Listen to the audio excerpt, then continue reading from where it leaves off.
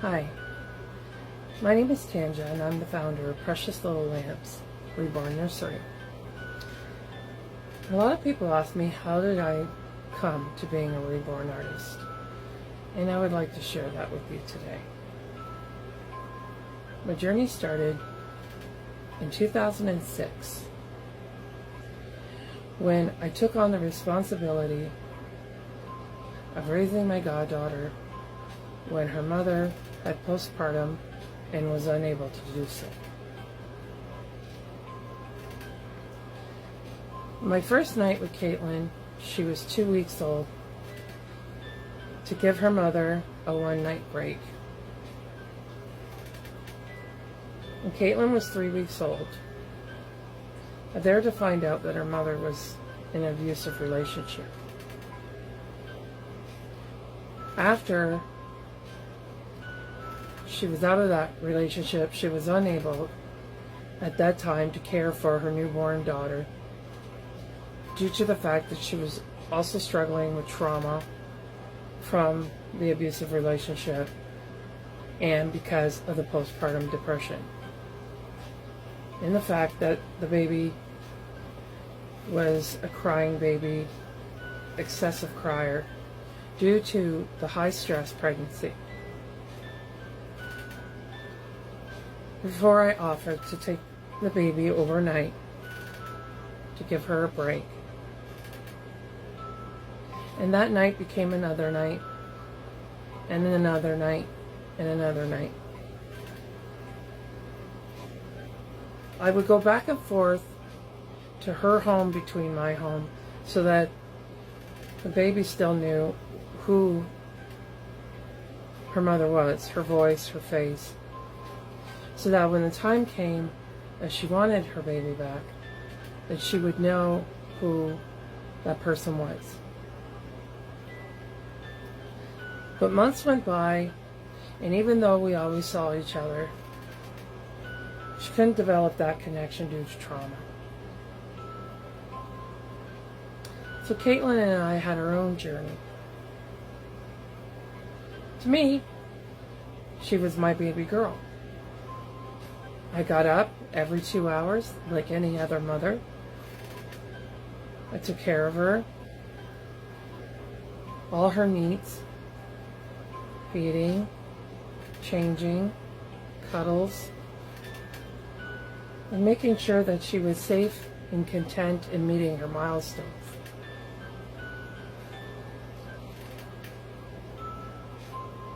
And when Caitlin was about 8 months old, people were telling the mother that if the baby didn't return to her home, that they were going to call authorities and try and get custody of Caitlin. Due to the fact that I am not related to the mother, it would be much more difficult for me to fight to have the child stay with me if that's what the mother wanted. So the mother, in fear of losing custody, in fear of me losing that child, she told me I had to bring the baby back. And that was the beginning of not my trauma only, but also Caitlin's trauma. Every time I came back and forth from the home, Caitlin would scream for me and cry for me. It was torture for her, and it was torture for me.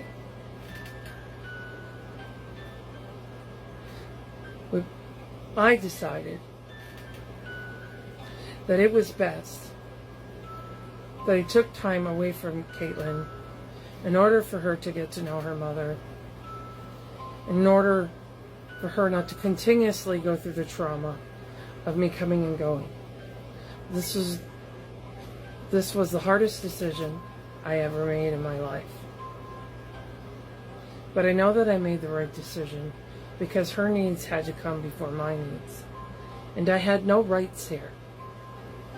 I was simply the best friend of the mother of the child, and I had no rights. Even though what would have been best for Caitlin would to be stay with me, that's not how the law sees it. After Caitlin left, I started to have night terrors and nightmares. And I would wake up thinking I heard her screaming, thinking I hear her crying. And I would look everywhere, in her playpen, in her bouncy chair, anywhere I could possibly look, thinking that she could be. But I knew she was always in her playpen beside my bed. And I panicked. Where's the baby? Where did she go? My mom would remind me that the baby was with her mother. It was a constant battle. I dropped to a severe depression, to the level of not leaving my home. And fear, as if I saw a mother and a baby, what that would do to me mentally. As I could barely handle the fact that I could even possibly run into Caitlin. And if she heard my voice, she would start to scream for me. And I couldn't do that to her. So I began living a caterpillar life. As time went on, I decided to use my emptiness and my love for Caitlin to help parents in need of a trustworthy child care provider. So I became a nanny. At times I was a nanny, working for Pacific families, traveling with those families, whatever they needed for their children. When those children grown and went to school full time and I wasn't needed around, I opened a daycare in my home and helped many children, many parents. I got to watch a lot of milestones with children. I even practically raised 3 boys till they went to school. But those children cannot replace that hole, that emptiness that stays with me. That is Caitlin. Years and years and years, almost nightly, I'd still have these nightmares about Caitlin, wondering where I am, crying for me. I even had dreams that her mother would show up at my door and say, "Here, she should be with you." But that didn't happen.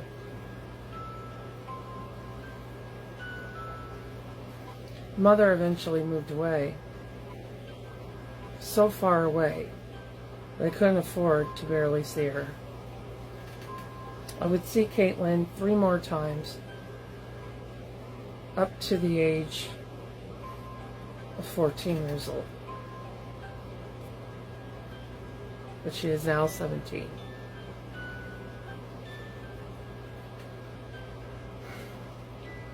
Due to issues in the relationship with my best friend and other people surrounding it, it was time that I went my own way. Now that Caitlin was almost an adult, it was time I let her fly her way and pray that someday she may want to see me again. On her terms, in her way. Please stay. Please come back for part 2.